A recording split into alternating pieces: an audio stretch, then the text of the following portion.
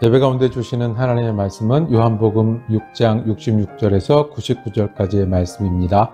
세번역 성경으로 받들어 있습니다. 이 때문에 제자 가운데서 많은 사람이 떠나갔고 더 이상 그와 함께 다니지 않았다. 예수께서 12제자에게 물으셨다. 너희까지도 떠나가려 하느냐?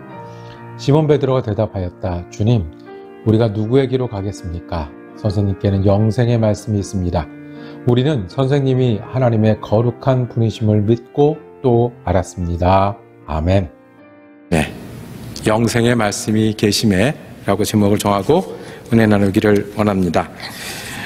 여러 번 가는데 적응이 잘 안 되는 곳이 있습니다. 불편한 곳입니다. 미장원이 저한테 그렇습니다. 남이 제 머리를 만져주는 것도 어색할 땐 되게 어색하고요.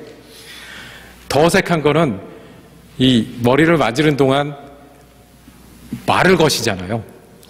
그러면 주로 아주머니들이 계속 계신데 말을 거시면 어떻게 대답을 해야 될지 모르겠습니다. 한국 남자 스타일로 무뚝뚝하게 모른 척 할 건지 아니면 여기는 미장원이니까 아줌마들처럼 수다를 해야 되는지 어떻게 해야 되는지 하다가 끝나는 게 대부분의 시간입니다. 적응이 영 안 됩니다. 어색하고요. 그런데 저는 남들이 하는 얘기를 듣는 건 되게 재밌습니다. 저쪽에서 얘기를 해요. 머리 이만하게 만드시고 이상한 통에다가 이렇게 머리도 집어넣으시고 오랫동안 앉아 계시면서 서로 이야기를 합니다. 여러 교회도 왔다 갔다 하고요. 시카고에 여러 이야기들이 왔다 갔다 합니다. 한 분이 머리를 만지시는 분이 물었어요. 왜 그 교회를 다니느냐고. 아마 이 오신 분이 다니는 교회는 굉장히 작은 개척교회인 것 같아요. 그러면서 집 앞에 큰 교회, 유명한 좋은 교회라고 하는 그 교회 있지 않느냐. 그리고 교회까지 가는 길 사이에 여러 교회가 있는데 그 조그맣고 힘든 교회를 왜 다니는지를 물었어요. 그랬더니 머리 이렇게 크게 하신 분이 대답을 하시는 거예요. 내가 거기서 예수님을 만났잖아. 한 방에 끝이 났습니다. 그게 무슨 뜻인지, 무슨 일이 벌어졌는지 궁금하기도 한데 실은 그 이야기로 끝이 났습니다. 새해를 시작하면서 우리의 고백이 여기 있기를 원합니다.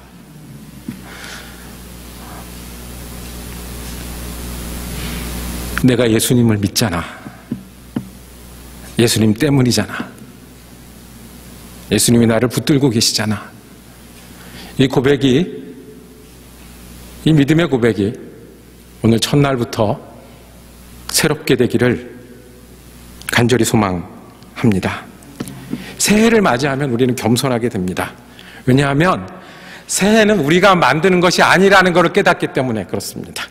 어제까지는 묵은해고 오늘부터 새해인데 우리가 만든 게 아니잖아요. 새해가 됐다고 우리 아이들이 갑자기 공부도 잘하고 자기 하는 일에서 히트를 치겠습니까?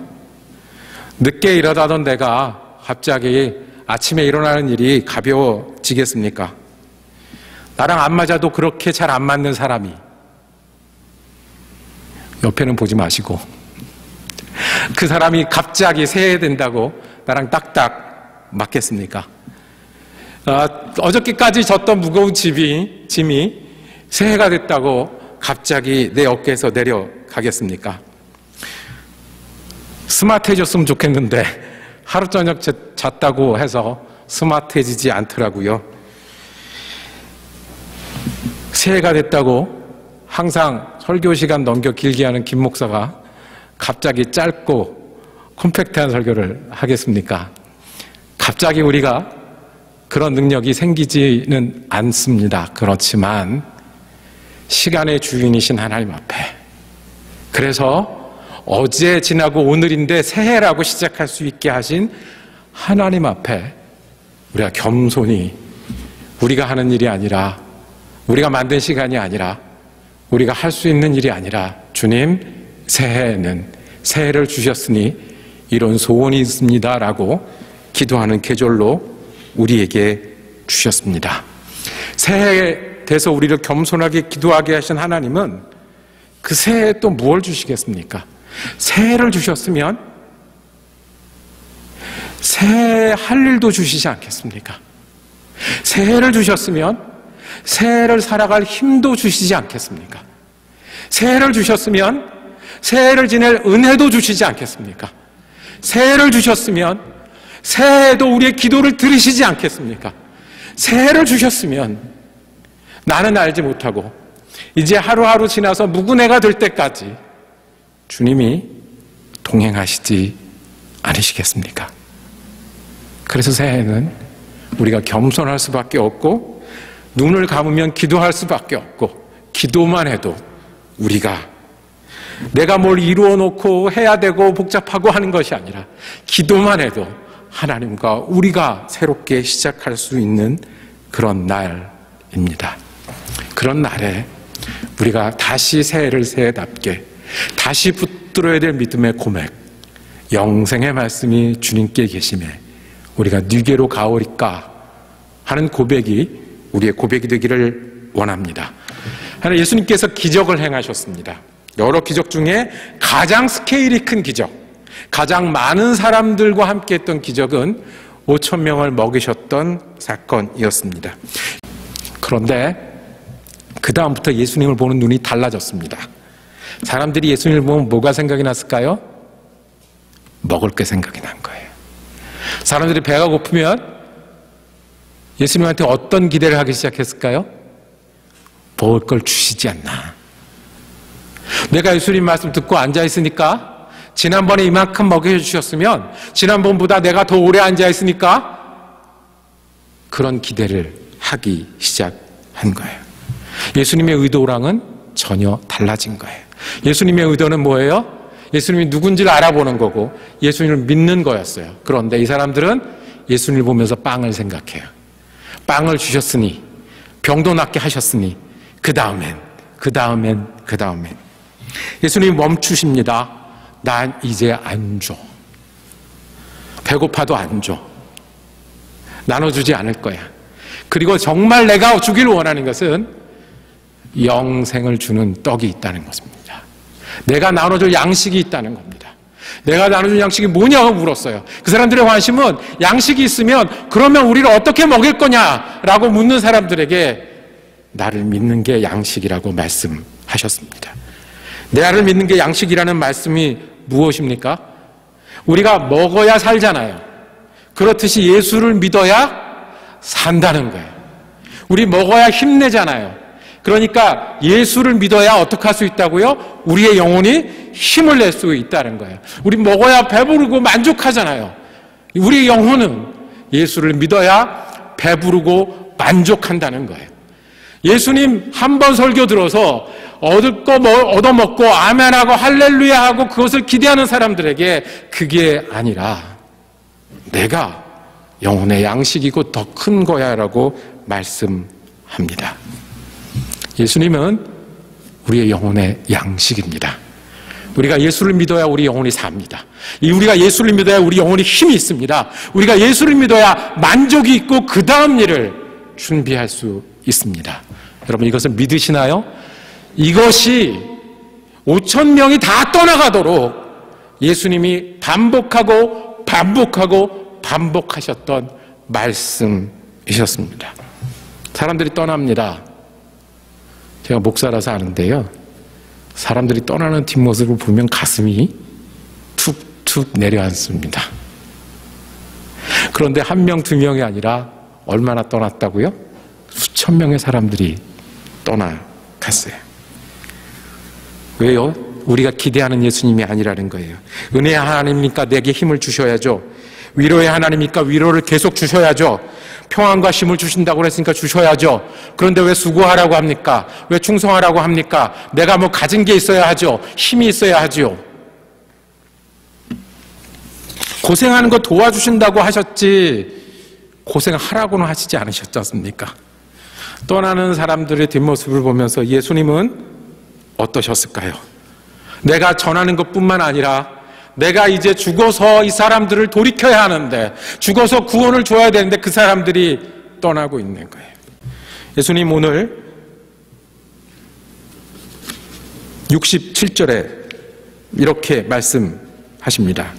예수께서 12제자에게 물으셨습니다. 너희까지도 떠나가려 하느냐? 너희까지도 떠나가려 하느냐? 가라는 얘기예요? 말라는 얘기예요? 너희까지도 떠나는데 잘 가라는 얘기예요? 아니면 너희만큼은 가면 안 된다는 얘기예요. 빵 없다고, 신기한 일 없다고, 내가 기대한 것 없다고 떠나가는 사람 뒤에 제자들도 들썩들썩하니 예수님이 물으신 거예요. 너희도 떠나려 하느냐? 그때 시몬 베드로가 68절에 대답을 합니다. 우리 68절 말씀, 우리 고백이 되길 원하면서 한번 같이 읽겠습니다. 68절입니다. 시작. 시몬 베드로가 대답, 주님, 우리가 누구에게로 가겠습니까? 선생님께는 영생의 말씀이 있습니다. 밥 없어도 안 가겠습니다. 이해가 안 가는데요. 지금 주님 말씀하는 게 다 이해가 안 가는데 그래도 안 가겠습니다. 내가 필요한 게 있어도 가지 않겠습니다. 예수님 믿고 사는 것이 내 양식으로 하겠습니다. 지금부터 살아서 언제까지? 언제까지? 하나님 만날 때까지, 하늘나라 갈 때까지, 하늘나라 이루어질 때까지. 그래서 예수님 믿고 얻는 생명을 뭐라고 해요? 영생이라고 하죠. 시작은 언제부터? 믿음부터. 끝은 없어요. 하나님 나라까지. 그래서 영생입니다. 베드로가 고백했습니다. 그 뜻을 다 알든 모르든 우리가 몇 명이나 예수님 뜻을 다 알아서 고백하겠습니까? 몇 명이나 예수님 닮아서 내가 예수님 따르겠다고 고백하겠습니까? 몇 명이나 이제부터 변치 않는 마음, 내가 여기서 못 받겠다고 고백하겠습니까? 그런데 너희도 떠나려느냐? 예수님 물으셨을 때 내 기대, 내 소망, 내 소원 있는데 그래도 예수님 떠나지 않겠습니다. 영생의 말씀이 여기 있기 때문에라고 말씀합니다. 우리에게도 동일한 말씀인 줄로 우리가 믿습니다. 예수님 왜 믿으십니까? 오늘 교회 왜 나오셨습니까? 여러분들 30분이 앉아 계시면 어쩌면 우리는 30가지 대답을 들을지 모릅니다. 새해를 맞이하면서 어떤 소원이 있으십니까? 누워있는 가족이 있습니까? 공부하는 아이들이 있습니까? 내가 오늘 목표로 하는 것이 있습니까? 지금도 머릿속에는 은행 밸런스 때문에 계산을 해야 되는 분이 계십니까? 내가 챙겨야 되는 사람이 있습니까? 피하고 싶은 사람이 있습니까? 그게 잘못된 게 아니고요. 새해를 맞이하면서 우리가 여러 가지 소원이 있는 것은 어쩌면 우리한테는 다르지 않은데 그럼에도 불구하고 이 모든 것 위에 내가 예수를 믿는 것은, 예수를 따르는 것은, 예수와 함께 시작하는 것은 영생의 말씀이 여기 있으니 내가 예수 믿어야 살고 예수 믿어야 힘내고 예수님 따라서 죽을 때까지 살겠다는 고백이 내 고백이니 예수님과 함께 시작하겠다는 그 믿음이 그 소원 위에 더 씌워지기를 소망합니다. 우리의 소원 주님 아실 거고 아시면 필요한 만큼 주실 겁니다. 그런데 우리가 믿음으로 그것을 보기를 원하고 믿음으로 간구하기를 원하고 믿음으로 예수와 함께 이루기를 원합니다. 그래서 너희 소원이 어디 있느냐? 제 소원이 여기 이건데요. 그래도 저는 영생의 말씀 되신 예수님을 붙들며 살기를 원합니다라는 고백으로 우리가 새해 새 시간을 맞이하기를 원합니다. 우리가 영생의 말씀이 여기 계심에 고백하면서 우리 두 가지 그 말씀을 붙들고 시작하기를 원합니다. 처음은 영생의 말씀이 여기 계심에라는 고백을 때마다 일마다 하기를 원합니다. 이게 뭐라고요? 영생의 말씀이 여기 있으니 예수 믿어야 우리 영혼이 삽니다. 예수 믿어야 영혼이 힘을 얻습니다. 예수 믿어야 내가 일을 합니다 라고 말하는 건데, 예수가 내 인생의 주인이 되시고 내 소원을 이루시는 분이시다. 예수님과 함께 소원을 이루어 가겠다는 목표가 우리 목표가 되기를 원합니다. 예수가 우리 영혼의 양식입니다. 예수님 믿어서 삽니다. 한번 할까요? 예수님 믿어서 삽니다. 예수님 믿어서 힘냅니다. 예수님 믿어서 소망을 이룹니다. 심폐소생술이란 거 여러분 아시죠? 갑자기 숨을 못 쉬고 쓰러지면 어떻게 해야 됩니까? 전화시키고 다른 사람 빨리 전화하라고 하고 뭐 해야 돼요? 심장을 눌러서 자극을 주겠다고 합니다. 몇 번이고 합니다. 이게 잘 안 되면 모두 해야 돼요? 뽀뽀도 해야 돼요. 숨을 쉬는지 안 쉬는지 바람도 불어넣고 해야 돼요. 왜요? 살아있다는 것은 뭐가 뛰어야 되는 거예요?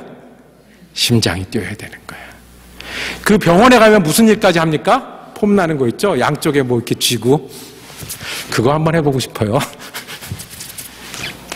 그럼 사람이 튕겨갈 정도로 큰 자극을 줘요. 갈비뼈도 부러지고 망가진다고 해요. 그래도 왜 이걸 합니까? 뭐가 뛰어야 돼요? 심장이 뛰어야 돼요. 예수님 믿어서 산다는 게 이런 거예요. 때로는 우리가요, 살기 힘들 때도 있어요. 어려울 때도 있어요. 1년을 가다 보면 내가 예수 안 믿었으면 죽고 싶었을 것 같아 라는 때가 왜 없겠습니까? 그런데요, 예수가 내 생명이 되면 너희도 가려느냐는 그 음성 때문에 예수가 생명이라고 고백하면, 그래서 내 심장이 뛰면, 지금은 아파도 피가 흐르면 일어날 수 있습니다. 지금은 아파도 뛰어나면, 내 심장이 계속 뛰어지면 다시 움직일 수 있습니다. 숨만 쉬는 것에서 만족이 안 되는 것 같아도 내가 예수로 인해서 숨을 쉬고 있으면 주님 새롭게 하십니다. 그게 무슨 말씀이냐면 오늘 함께 읽었던 마지막 말씀 69절에 우리는 선생님이 하나님의 거룩한 분이심을 믿고 또 알았습니다. 우리가 예수를 붙들고 예수가 영생인 줄 알고 예수 믿어야 산다라고 영생의 말씀이 있으니 내가 떠나지 않겠다고 믿음 붙들고 있으면 이 고백이 우리의 고백이 된다는 거예요. 예수님은 거룩한 분이심을 믿게 되는 거예요. 살아계신 하나님이심을 믿게 되는 거예요. 예수님이 내 곁에 계심을 믿게 되는 거예요. 그러니 여러분들 믿음으로 예수가 내 영생의 양식이라고 고백하며 사는, 그렇게 시작하는 여러분과 제가 되기를 원합니다. 고백하면 어떻게 해야 됩니까? 예배 오셔야 됩니다. 예배 잘 들으셔야 됩니다. 예배에 우리의 인생을 걸어도 좋습니다. 무슨 말씀이냐고요? 힘들어도 주님과 함께 힘드십시오. 지루해도 주님과 함께 견디십시오. 잘 안 돼도 계속해야 될 일은 우리가 예배하는 일입니다. 울어도요, 주님 앞에 나와서 우세요. 주님 앞에 힘들면요, 힘들어도 소망이 끊이질 않아요. 주님 앞에 울면요, 주님 앞에 가슴을 찢으면요, 하고 나면 저 속에서 따뜻함이 올라와요. 망해도 예수님 앞에 오시고, 눈물 흘려도 예수님 앞에 오시고, 내 정신이 다른 데 가 있어도 예수님 앞에 오시고, 그렇게 될 때 어떤 고백이요? 너희도 가려느냐? 내가 그래도 예수님 앞에 앉았습니다. 우리는 선생님이 하나님이 거룩한 분이심을 믿고 또 알았습니다라는 고백이 예배자들에게 가능한 고백입니다. 제가 잠시 몇 개월 동안 섬겼던 교회가 있습니다. 좀 친해지니까 와서 얘기를 하는 거예요. 목사님, 우리 교회 좀 잘 좀 해 주십시오. 제가 주중에 친구랑 전화를 했는데 그 교회 친구가 너무 부럽고 좋았어요. 그 교회는 제자 훈련도 한대요. 그 교회는 단기 선교도 간대요. 그렇게 살아있는 것처럼 여러 가지 하는 그 교회 너무 귀했어요.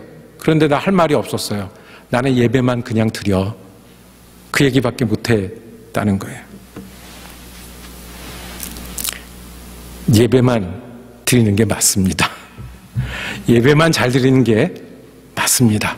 예배 안에서 우리의 심장이 살아 뛰면, 거기서 우리가 예수 그리스도의 생명이 있으면, 지금은 심장만 뛰지만 팔이 움직일 거고요.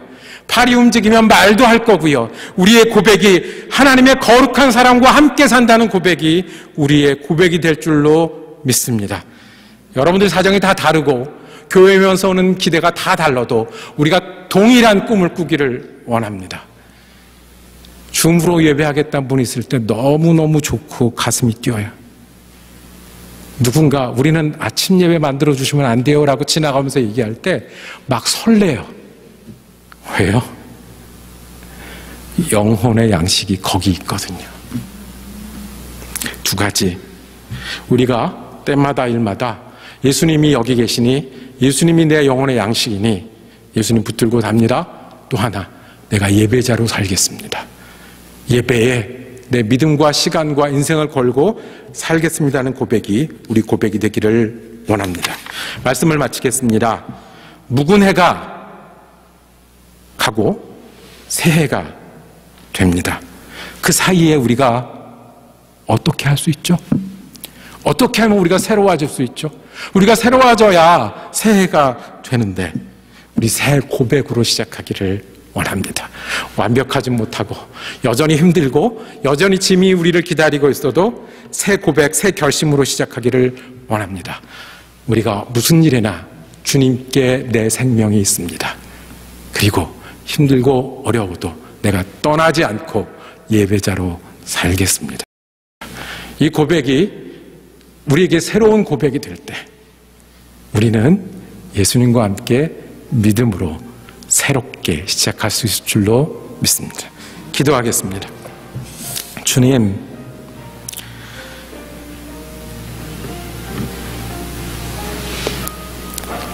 영생의 양식이 되어 주시니 감사합니다. 우리가 예수를 믿음으로 살고 예수를 믿음으로 힘을 얻고 예수를 믿음으로 일하며 살아가는 그리스도인 되게 하여 주옵소서.